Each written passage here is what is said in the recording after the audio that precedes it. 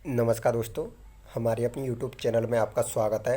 दोस्तों, कल 1 अगस्त को माननीय सुप्रीम कोर्ट ने एससी एसटी आरक्षण पर एक बहुत ही महत्वपूर्ण फैसला सुनाया, जिसमें दोस्तों एससी एसटी आरक्षण में उपवर्गीकरण या एससी एसटी आरक्षण का बंटवारा या फिर जो परिवार अच्छी जॉब प्राप्त कर चुके हैं, जैसे आईएएस आईपीएस अच्छी ग्रेड पे की जॉब कर रहे हैं, उनको आरक्षण से बाहर करने की बात फैसले में की गई थी।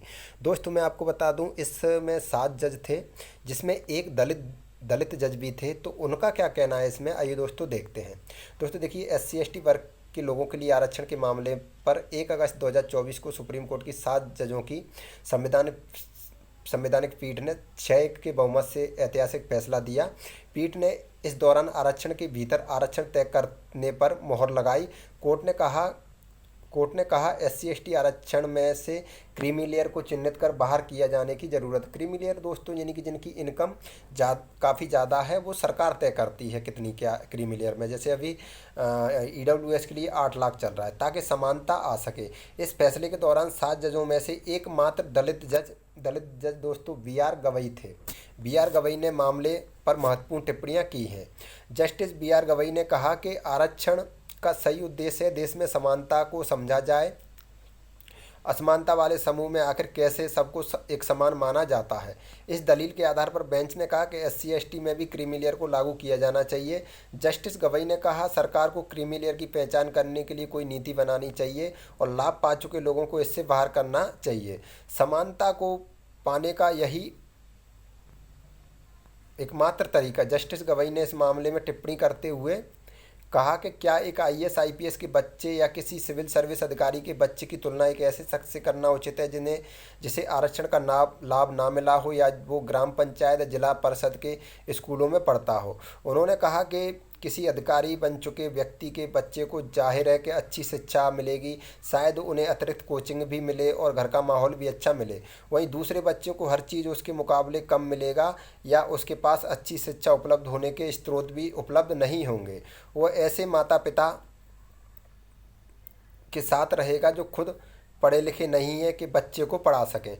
उन्होंने यह गौर भी कराया कि असमानताएं और सामाजिक भेदभाव आज के समय में ग्रामीण क्षेत्रों में अत्यधिक प्रचलित है, शहरों महानगरों में इनका असर कम होने लगता है। उन्होंने अपनी टिप्पणी के दौरान स्पष्ट कहा कि मुझे कहने में कोई हिचकिचाहट नहीं है कि सेंट पॉल हाई स्कूल और सेंट स्टीफन कॉलेज में पढ़ने वाले बच्चे और देश के पिछड़े और दूर दराज के क्षेत्रों के छोटे से गांव में पढ़ने वाले बच्चों को एक ही श्रेणी में रखना संविधान में निहित समानता के सिद्धांत को नकार देगा। उन्होंने कहा कि अगर आज ये कहा जाए कि एससी एसटी समुदाय से आने वाले दोनों श्रेणी के बच्चे एक समान हैं तो गलत होगा। वो बच्चे जिनके माता पिता में से कोई भी आरक्षण का लाभ लेकर उच्च पद पर पहुंच गया है और सामाजिक आर्थिक शैक्षणिक रूप से पिछड़ा नहीं है, उसे गांव में मजदूरी करने वाले के बेटे से तुलना करना संवैधानिक आदेश को पराजित करेगा। आगे उन्होंने इस बात को ध्यान में भी रखा गया कि संविधान स्वयं अनुसूचित जातियों अनुसूचित जनजातियों को समाज का सबसे पिछड़ा वर्ग मानता है, इसीलिए इस श्रेणी में आने वाले व्यक्ति को आरक्षण से अलग रखने के मापदंड एक जैसे नहीं हो सकते। ऐसे में यदि इस श्रेणी का कोई व्यक्ति आरक्षण का लाभ पाकर चपरासी या शायद सफाई कर्मचारी बन जाता है तो वह सामाजिक व आर्थिक शैक्षणिक रूप से पिछड़े वर्ग से संबंधित रहेगा। साथ ही इस श्रेणी के लोग जो आरक्षण का लाभ उठाकर जीवन में उच्च पदों पर पहुंच गए, उन्हें सकारात्मक कार्रवाई का लाभ उठाने के लिए सामाजिक आर्थिक शैक्षणिक रूप से पिछड़ा नहीं माना जा सकता। वे पहले ही इस स्थिति में पहुंच चुके हैं जहां उन्हें अपनी मर्जी से विशेष प्रावधान से बाहर निकल जाना चाहिए और योग्य ज़रूरतमंद लोगों को रास्ता निकालना चाहिए। तो दोस्तों, ये माननीय जो जज हैं दलित जज थे बी आर गवई, उनका ये कहना है। तो ठीक है फ्रेंड्स, धन्यवाद।